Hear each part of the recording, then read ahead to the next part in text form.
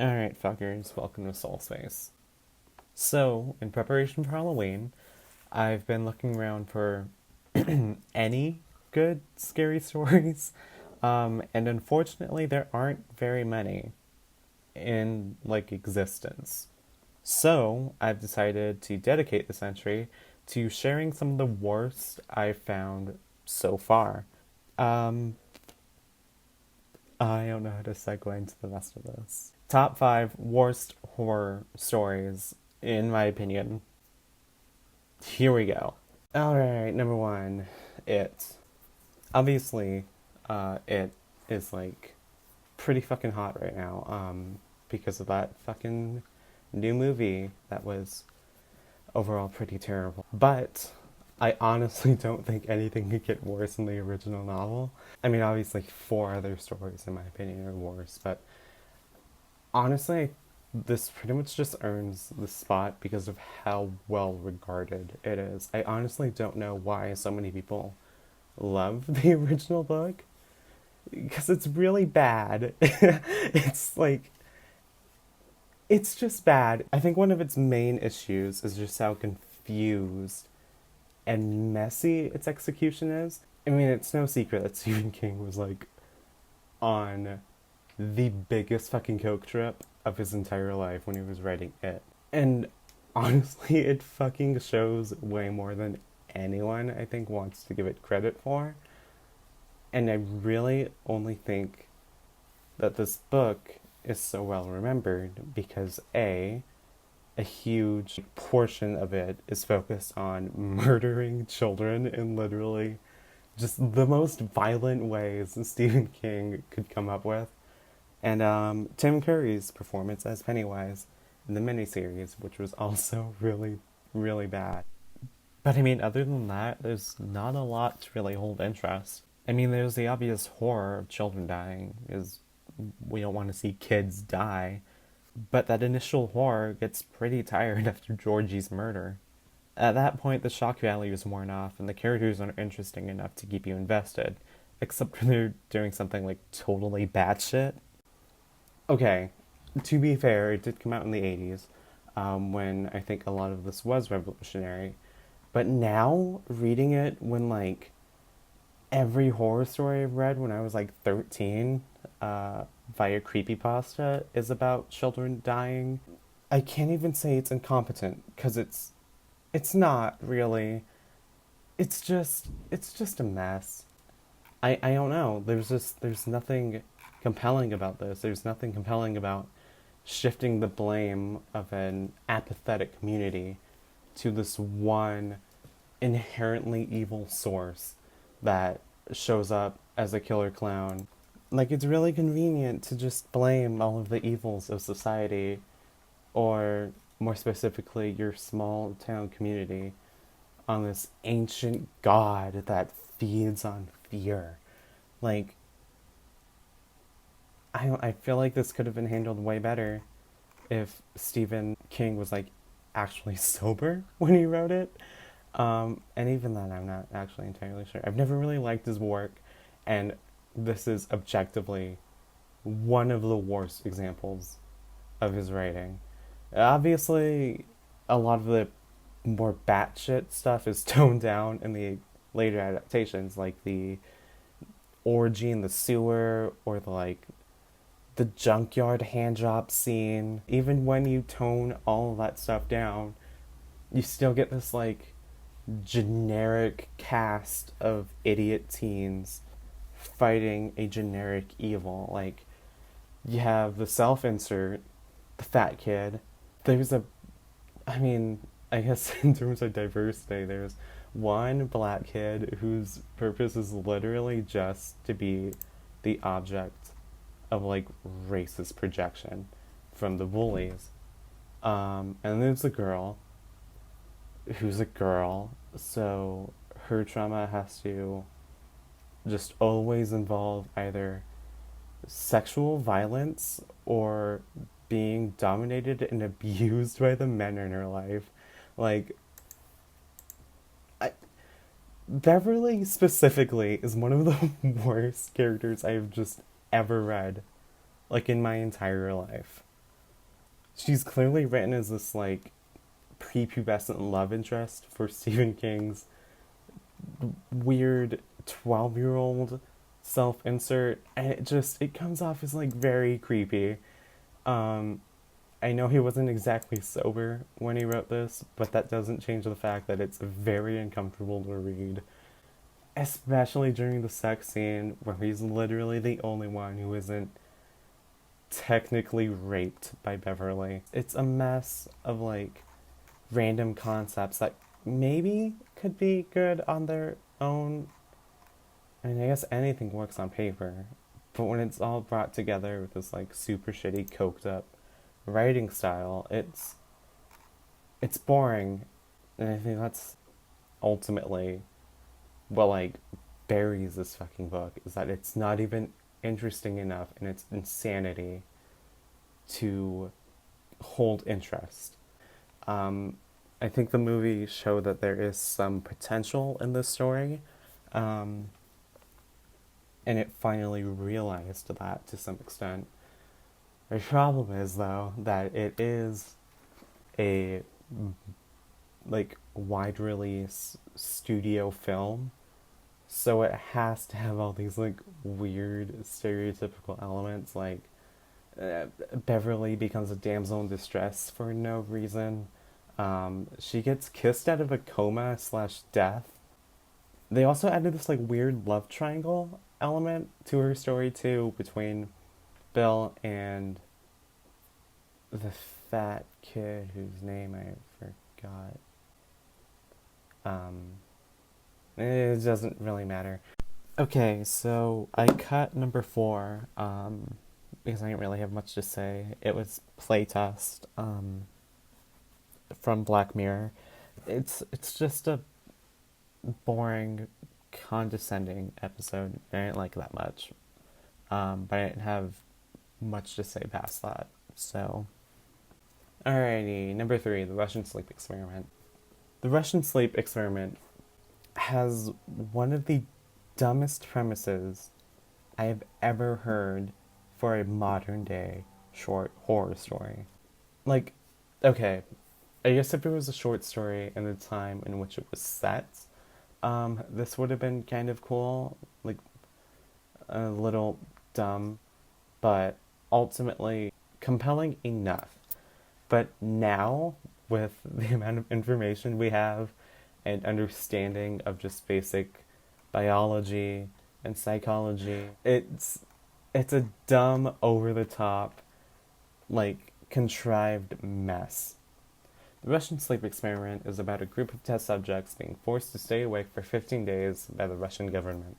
I guess they're like prisoners of war, and the idea is they're offered freedom in exchange for, like, participating in this experiment.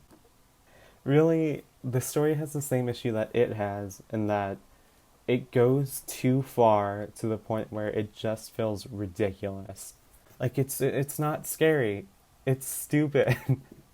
It's really silly.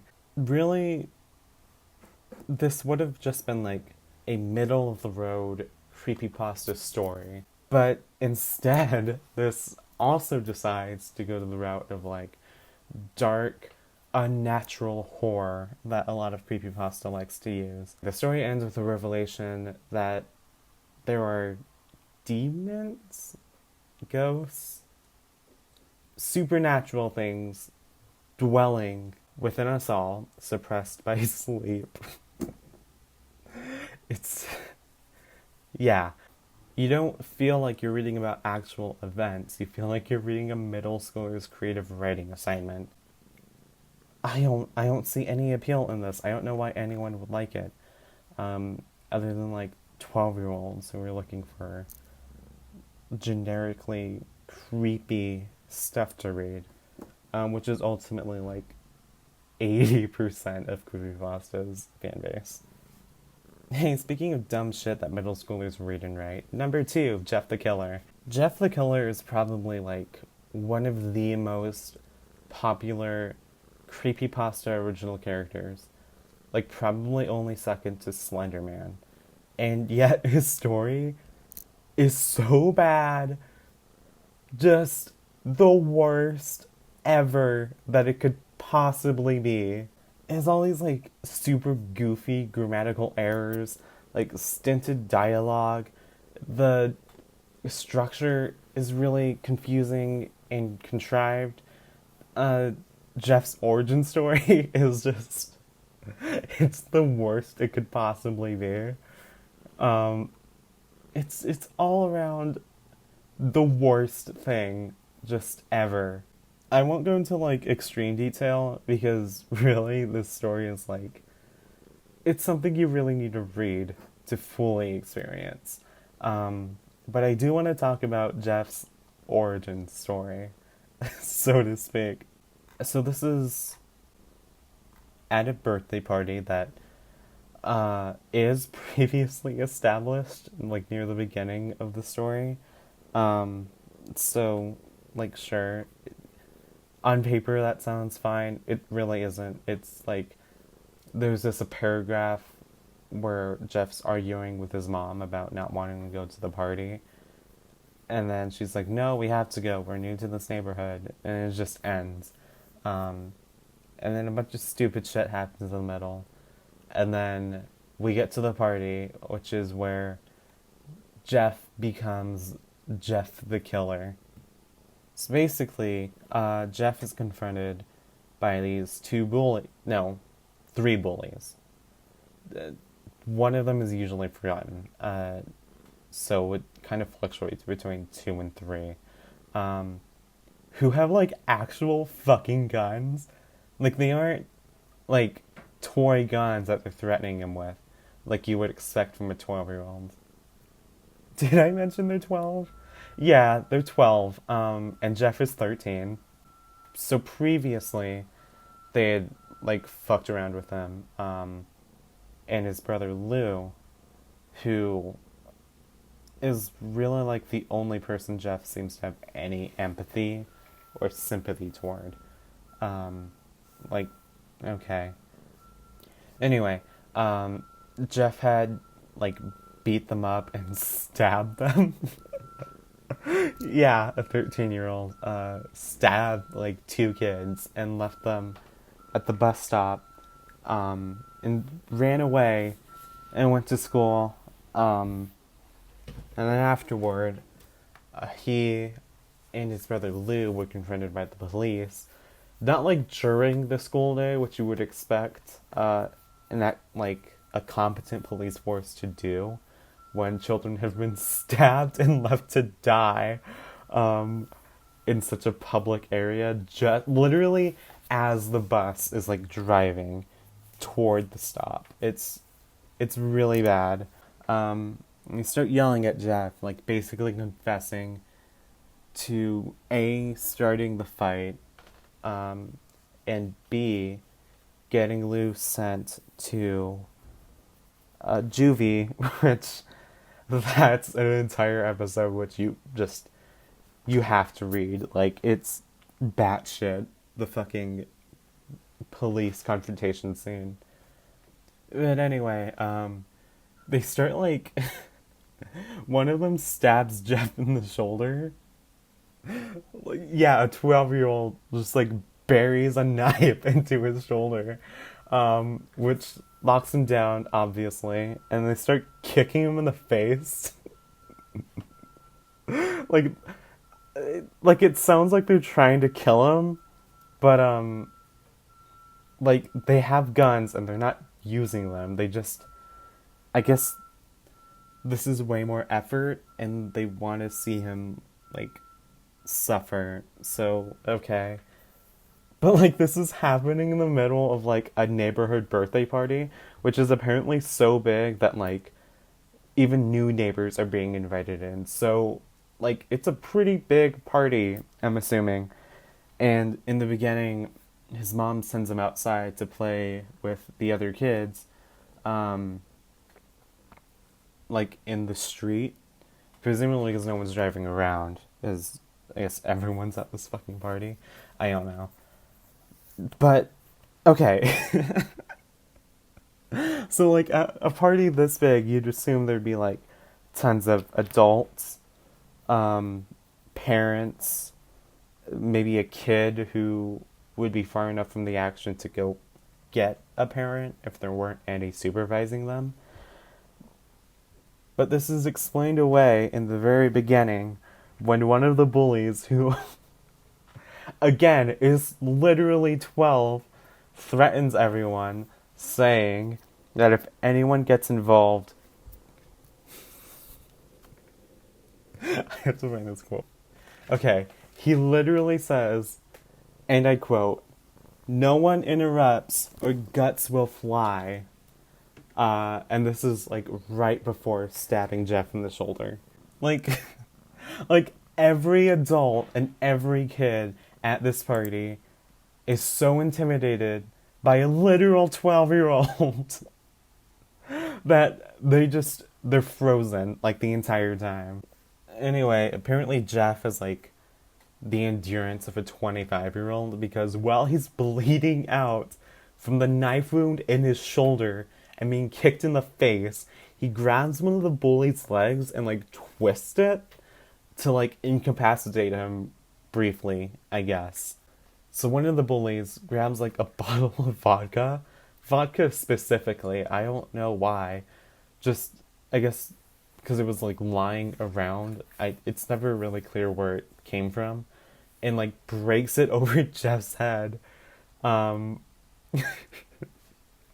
and this is literally just to include like a flammable element, for like the end of this epic sprawling fight scene. Again, so Jeff's he's endurance, but only selectively. Like sometimes he'll be knocked the hell out by like a kick to the face, and sometimes he'll have enough strength to like completely incapacitate someone. And this is one of his bouts of strength, I guess, because he stands up and punches the main bully, Randy, literally like square in the fucking heart. Like just full on, full force.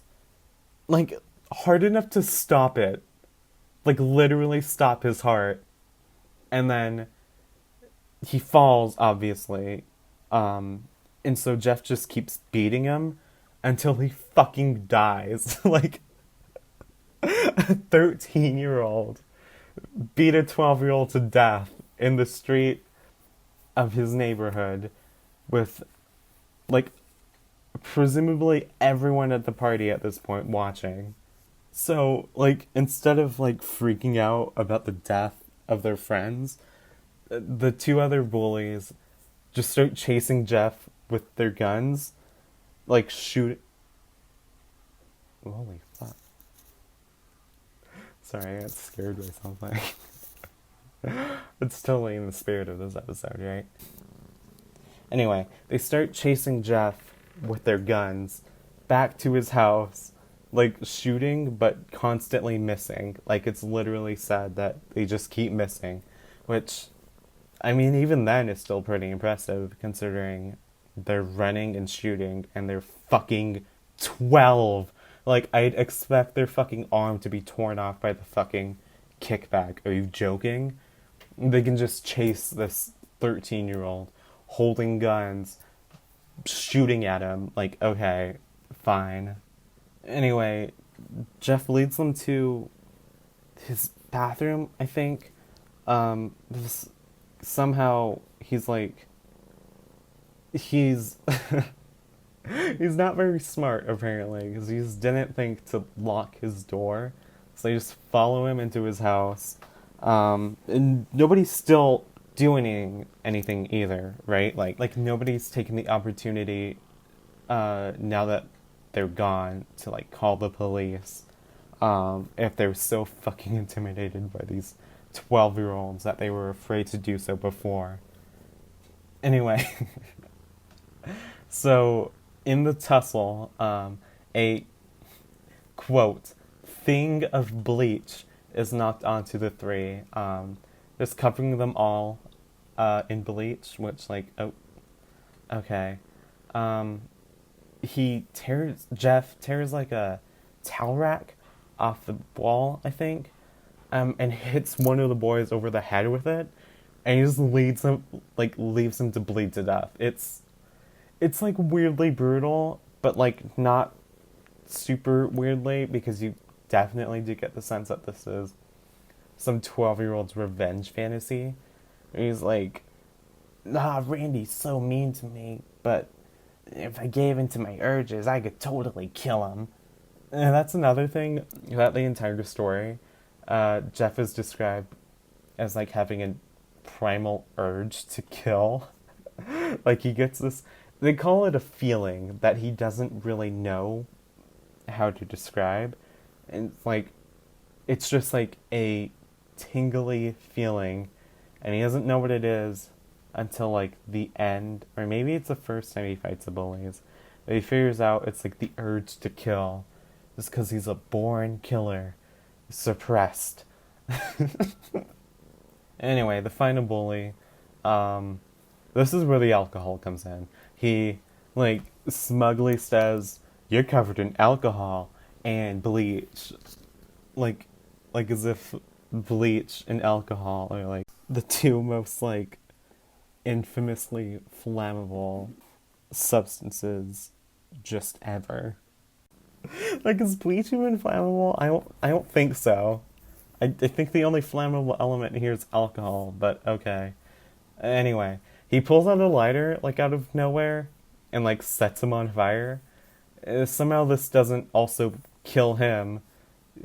Like, it was like, I'm assuming this started like a pretty massive fire, considering the aftermath of this. Anyway, so you would think that someone who was literally in the absolute center of a fire like this would be horribly disfigured, with like melting flesh and like horrible scars and like just the most disgusting face, right? Well, apparently not, because after he recovers, the worst thing that happens to him is that okay, his lips were burned red. Yeah, that's literally the word used. His skin is like bleached, like absolute white, like as if he's the fucking Joker. Like, okay. His hair is singed black. Like, not burned off entirely, it's singed black. Like, okay.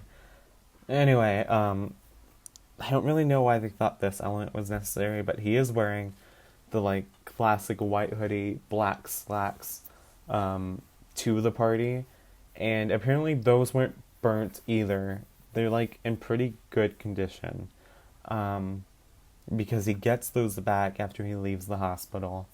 But apparently he like snapped during the party and like went insane or something. And I say insane with like the utmost like skepticism, let's say, because it's that like generic 12-year-old definition of insane where like, I'm crazy, I laugh at like random intervals. Like, he's basically the Joker but without like the charm or appeal. Anyway, a bunch of more irrelevant shit happens. He like burns off his eyelids, which okay. He shows his new face, quote unquote, to his mom, and she's like, "Wow!" She's like clearly freaked out. And she's like, "I'm gonna go tell your dad about your beautiful new face." She like goes downstairs to talk to his dad, and I guess Jeff was following her the entire time, but she didn't know, because he like hears everything she immediately says. She like goes downstairs, finds him, and she's like, "Okay, get the gun. Jeff's crazy," or something. And like she turns around to see him, and she's like, "Oh no!" And Jeff's like, "You lied to me, mommy," or some shit. It's really fucking goofy. And then he kills both of them. And then I think his brother, and that's the end. A killer born. It's it's really bad. I don't know why this ever got popular. Um, but like clearly people liked it. I mean there are like fan sequels and there's like Jane the Killer, who's basically just Jeff but a girl. So, number one is Megan is Missing. Technically, I don't think Megan is Missing is theoretically worse than Jeff the Killer, but if Jeff the Killer had the decency to do one thing right, it was to avoid insulting its viewer at literally every possible opportunity. Megan is Missing is a story about two teenagers who were abducted, tortured, and ultimately killed by a man Megan had met online. Already, I'm sure you know what the glaringly obvious, ham fisted, insultingly ridiculous moral of the story is, but if you don't, this movie will not hesitate to remind you, like, 50 times. God, really? Alright, I wrote this at like 3 a.m., so bear with me. This moral is constantly emphasized by the ridiculous circumstances of Megan's disappearance, the behavior of the teenagers who, with the exception of our protagonist, Amy, are all evil assholes who go around acting evil to establish how evil they are all the time. And this movie is in like found footage style, which is absolutely the worst just ever. To be fair, there are a lot of good examples of it. Drawing a blank right now. I can definitely tell you that Megan is Missing is the worst example of this I've seen in a while, man. Um, a lot of it is filmed on Amy's cell phone, which is it's a Motorola Razr. Like you would think that like I literally don't even know if Razr flip phones could film video, and if they could, they were probably like 20p. Like there was no way they're as good as like this is presented, which isn't great, but it's infinitely better than what presumably Amy's phone could record. Another large portion of the film is it portrayed through like video chat, because I guess like Skype or whatever they're using just records you always. Like, okay, sure. It's anything to get this stupid story along. And for obvious reasons, that kind of strikes a chord with me because, I mean, like, you all should know, you're all people that I've met online. Um, it's, it's like a bad PSA that's like trying to set itself up as a legitimate horror film. And I mean, it's not like online predator cautionary tales can't be done right in cinema. Like, Hard Candy, for example, is an amazing film.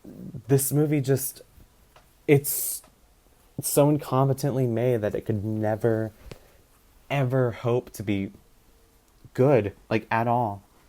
The only way I can, like, possibly imagine anyone finding it enjoyable, which I don't personally, is like in an ironic, this movie is so bad it's good kind of way. But in my opinion, it's just too frustratingly boring and condescending to ever enjoy. Ever. And that's it. That's the end. Um, I don't really know how to close this. Um, thanks.